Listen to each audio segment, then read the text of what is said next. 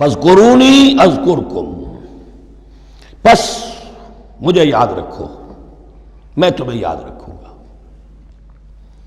یہ بہت بڑا میثاق ہے اور بہت بڑا وعدہ ہے، بہت بڑا وعدہ۔ اور یہاں تک حدیث میں پھر اس کی شرح آئی ہے، میرا بندہ اگر مجھے اپنے دل میں یاد کرتا ہے میں بھی اسے اپنے جی میں یاد کرتا ہوں، اور میرا بندہ اگر میرا ذکر کسی محفل میں کرتا ہے تو میں اس سے بہت اعلیٰ محفل میں اس کا ذکر کرتا ہوں۔ اس کی محفل تو بہت بلند و بالا ہے، ملائے اعلیٰ کی محفل ہے، فرشتے ملائکہ مقربین کی محفل ہے، خدا خود میر محفل بود اندر لامکا خسرو، محمد شمع محفل بود شب جائے کہ من بودم۔